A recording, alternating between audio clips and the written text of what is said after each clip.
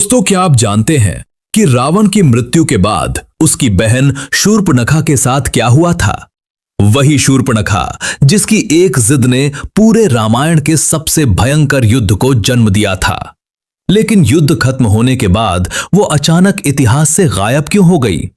आखिर रावण के अंत के बाद शूर्पणखा कहां चली गई और उसका अंत कैसे हुआ?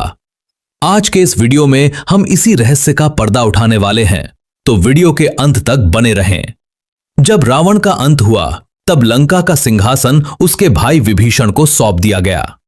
विभीषण ने राजपाट संभालते ही लंका में न्याय और शांति की व्यवस्था स्थापित करने का प्रयास किया और प्रजा के कल्याण के लिए काम करने लगे। लेकिन दूसरी ओर शूर्पणखा के हृदय में अब भी क्रोध और प्रतिशोध की ज्वाला सुलग रही थी। वो केवल राम से ही नहीं बल्कि अपने ही भाई विभीषण से भी अत्यंत नाराज थी। कहा जाता है कि इसी आक्रोश के कारण शूर्पणखा ने लंका को त्याग दिया। इसके बाद वो अपने प्रतिशोध को पूरा करने के लिए असुरों के महान गुरु दैत्य गुरु शुक्राचार्य की तलाश में निकल पड़ी। कथाओं के अनुसार एक समय ऐसा भी आया जब रावण की माता के क्रोध के कारण दैत्य गुरु शुक्राचार्य को लंका छोड़नी पड़ी।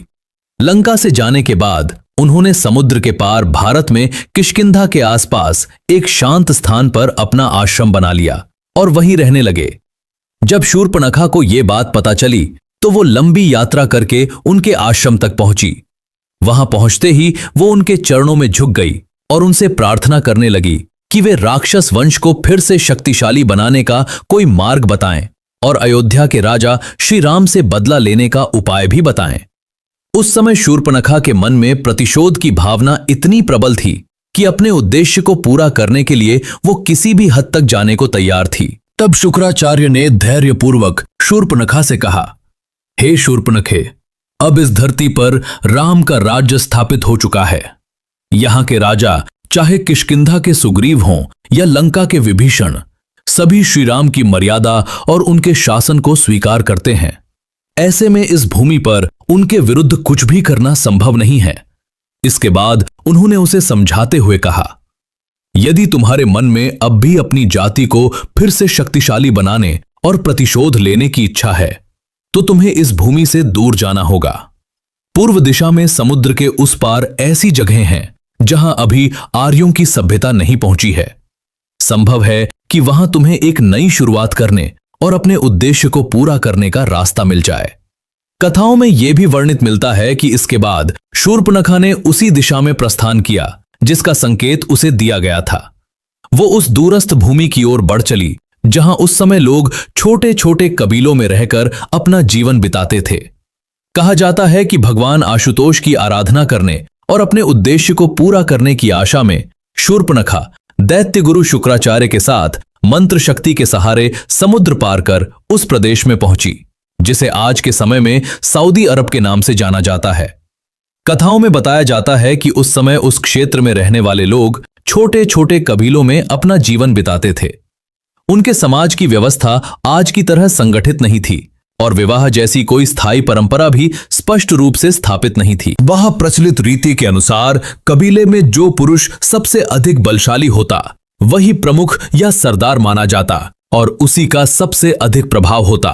कबीले की स्त्रियां सामान्यतः पहले सरदार के साथ रहती थीं। बाद में जब सरदार किसी दूसरी स्त्री को अपने साथ स्वीकार कर लेता तब पहले उसके साथ रहने वाली स्त्री किसी अन्य पुरुष के साथ जीवन बिताने लगती थी। इस प्रकार उस क्षेत्र का सामाजिक जीवन कबीलाई परंपराओं और शक्ति के आधार पर चलने वाले नियमों पर आधारित था। दैत्य गुरु शुक्राचार्य अपनी प्रतिज्ञा के कारण हमेशा असुर शक्तियों का साथ देते थे। उनका मानना था कि अंधकार की शक्तियों को भी उतना ही अधिकार है जितना प्रकाश को। यही कारण था कि जब शूर्पणखा, जो रावण की बहन थी, उनके पास पहुंची और अपनी बात रखी तो शुक्राचार्य ने बिना अधिक प्रश्न किए उसकी सहायता करने का निश्चय कर लिया। शूर्पणखा की नाक कट चुकी थी, इसलिए वो प्रायः अपना चेहरा ढककर ही रखती थी।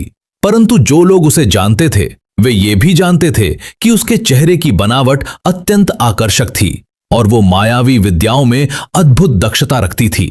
छल, रूपांतरण और भ्रम उत्पन्न करने की कला में उसका कोई मुकाबला नहीं था। उस समय उस क्षेत्र में असंख्य छोटे छोटे कबीले बसते थे। ये लोग सभ्यता से दूर घने जंगलों में अपना जीवन बिताते थे। उनका जीवन प्रकृति के कठोर नियमों पर आधारित था। वे एक स्थान से दूसरे स्थान पर भटकते रहते, शिकार करके पेट भरते और अपनी मूल प्रवृत्तियों के अनुसार जीवन जीते थे। उनके लिए जीवन का अर्थ बस इतना ही था, भूख लगने पर शिकार करना और स्त्री को देखकर उससे संबंध बनाना। दैत्य गुरु शुक्राचार्य ने शूर्पणखा के साथ मिलकर उस निर्जन वन में भगवान शिव के प्रतीक शिवलिंग की स्थापना की। उसके बाद वहीं पर विधि विधान से हवन और शिव आराधना आरंभ कर दी गई।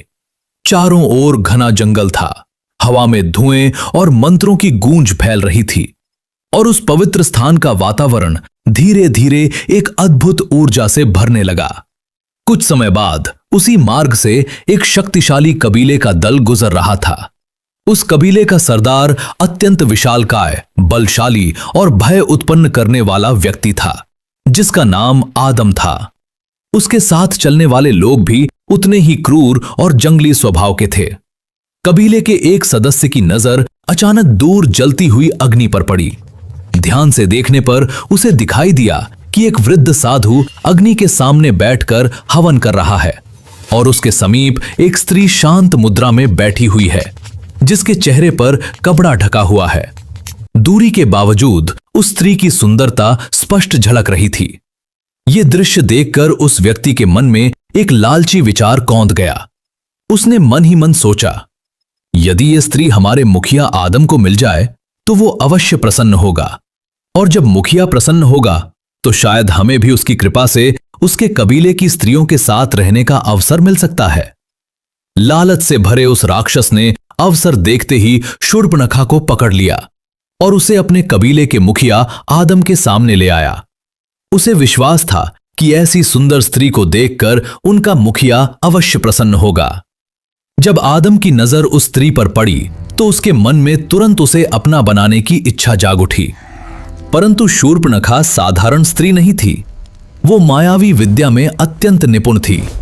उसने अपनी रहस्यमयी शक्तियों से वहां उपस्थित सभी लोगों के मन को धीरे धीरे अपने प्रभाव में ले लिया। फिर शांत स्वर में उसने आदम से कहा कि वो उसके साथ रहने के लिए तैयार है, लेकिन उससे पहले 2 शर्तें पूरी करनी होंगी।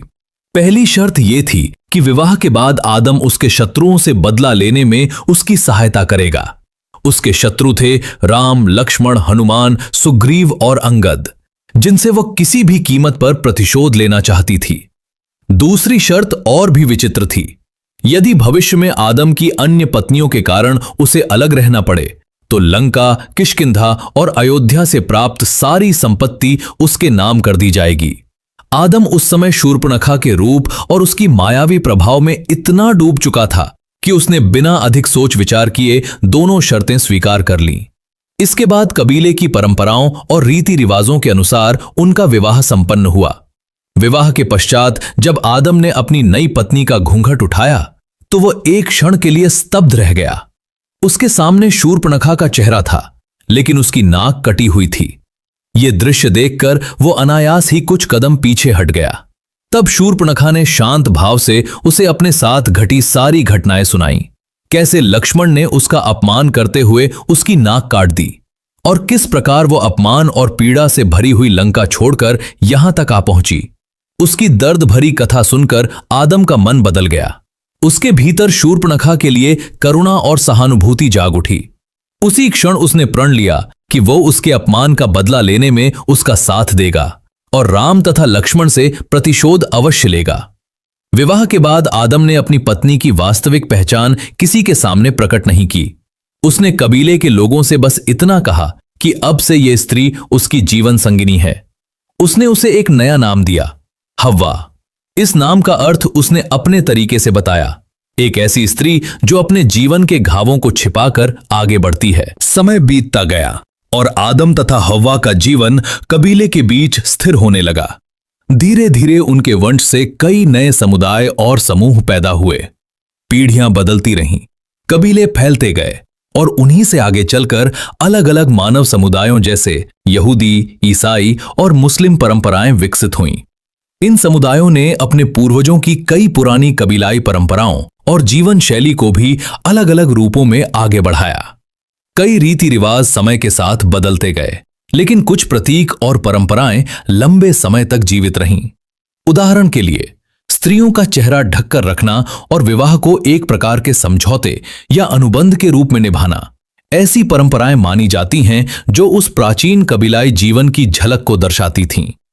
इस प्रकार आदम और हव्वा की कथा केवल दो व्यक्तियों की कहानी नहीं रही, बल्कि समय के साथ वो अनेक समुदायों की उत्पत्ति और उनकी परंपराओं से जुड़ी एक रहस्यमयी दंत कथा के रूप में सुनाई जाने लगी। तो दोस्तों, रावण मृत्यु के बाद शूर्पणखा लंका छोड़कर शुक्राचार्य के आज्ञा पर दूर पश्चिम अरब के देश में चली गईं।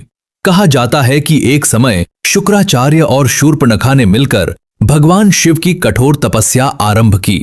घने जंगलों के बीच, अग्नि और मंत्रों के बीच उन्होंने लंबे समय तक अडग रहकर साधना की ताकि महादेव को प्रसन्न किया जा सके।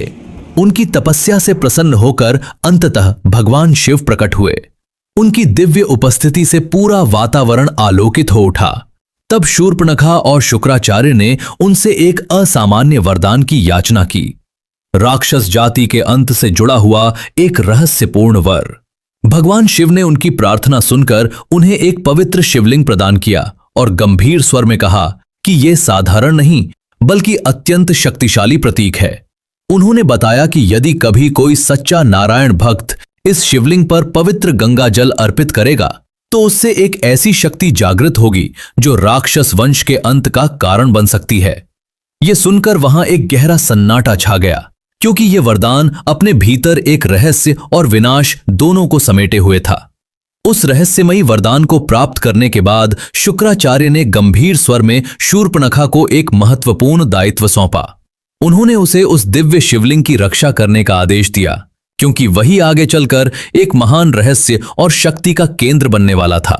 शूर्पणखा इस जिम्मेदारी के महत्व को भली भांति समझती थी। वो जानती थी कि यह केवल एक प्रतीक नहीं बल्कि भविष्य को बदलने वाली शक्ति अपने भीतर समेटे हुए है। इसी उद्देश्य से उसने एक ऐसा स्थान चुना जहां किसी का पहुंचना लगभग असंभव हो, दूर, निर्जन और विस्तृत अरब का रेगिस्तान।